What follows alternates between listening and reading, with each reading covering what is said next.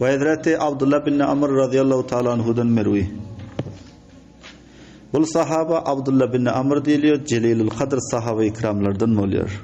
Atasına Amr bin al-As diliyor. Bu kişi Mısır'a vali olan şahsiyet Amr bin al-As. Sahabaların içinde köp bir Celilul Kadr bildiruk var sahabalardan de. Abdullah bin Amr hem Celilul Kadr sahaba ikramlardan, muhaddis, müfessir şahsiyetlerden oluyor. Abdullah bin Amr radıyallahu ta'ala anhu'dan merwi enne Resulullah sallallahu aleyhi ve sellem merre bi mecliseyn fi mescidihi. Abdullah bin Amr aytıyor, beşek Resulullah sallallahu aleyhi ve sellem öttüler iki meclisin duşundan öz mescitlerinde. Sahaba-i ikramlar Peygamberimizin mescidinde iki joyda meclis kurab oturuyor ekenler. Mescidin bir kaptalında bir kuncunda kança adam oturuyor ekenler, bir kuncunda kança adamlar. Faqala kilahuma ala khairin. Biz aytdı ol Hazreti sallallahu aleyhi ve sellem şol iki meclisin ikisi hem hayra binaendir. Ve ahaduhuma afdalu min sahibihi. Ve emma şu iki meclisin biri yaxşıdır bir kısımdan. Emma haula, emma olur. Şu meclisin birine ayttılar. Fed'unallaha ve yergabun ileyh. Biz Allah Teala'nı özüne çağırıyorlar, o şuna çok teşvik veriyorlar. Yani iki meclisin biri buzuşulurken olur Allah Teala'nın özüne merdimle çağırıyor eken. Hudaya karşı davet veriyor ekenler, teşvik veriyor ekenler. Peygamberimiz etti, fe inşa atahum. Biz eğer Allah hallasa şolara ata eder. Diliyon zatlarını Allah'dan diliyorlar merdimi, Hudaya karşı davet veriyorlar, teşvik veriyorlar. Allah hallasa onların dileklerini verir. Ve inşa menahum. Eğer hallasa Allah onlara man eder. Ve emma haula, emma o meclis değil. Başka bir neşaret var. Fe yetaallemunel fiqha ev kâle el ilm. Biz talim alıyorlar fıkhne, din ve şeriat öğreniyorlar. Ya ayet ilim ne deyip? Bu ravi el fiqha ya el ilme şunun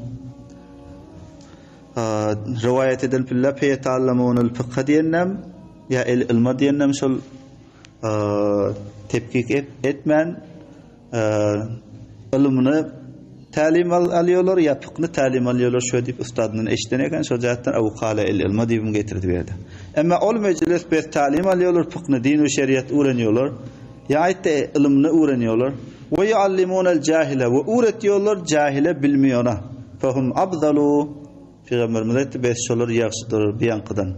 İki meclisin birine eken birinde Hudaya karşı merdim davet veriyor ekenler, Allah Teala'dan hacetlerini diliyor ekenler, merdimi şuna teşvik veriyor ekenler.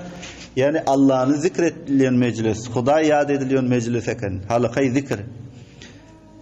Peygamberimiz etti, onlara Allah Teala dileklerini verir, hallasa vermez. Ama bir yankı meclis olsa, ilim öğreniyor ekenler de bilmiyonu öğretiyor ekenler. İdine Peygamberimiz etti, fehum abdalu besşol. Merdime öğeleri öğrenip öğretiyorlar. Beşo meclis abzaldır bir yankıdan. İdinden son fakat abzal diye koymadılar. Ve innema bu istu muallima. Bes bir şekmen meb'us edildim, peygamber edip uzatıldım. Muallima, dini talim vergüçe, merdimleri mesail dini yetirgüçe, talim vergüçe uzatıldım. Sümme celese fihim. Ondan sonra Resulullah sallallahu aleyhi ve sellem şol din talim alınıyor, din talim veriliyor mecliste oturdular.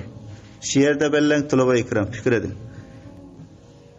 Halakayı zikirden halakayı talim, talim-i taallum merdime mesailler talim veriliyor ve alınıyor meclisin fazilete zikrediliyor meclisten üçeken. Peygamberimiz bir hepahum afdalu deyip özlere sarih elfazda ayetleri beşşolar. Yani dini talim alıp dini talim veriyorlar yaxşıdır dediler bir fazilet. İznen ayetler ve innema bu istu muallima. Besbi şekmen uzatıldım muallim. Dini talim vergüç uzatıldım dediler iki fazilet.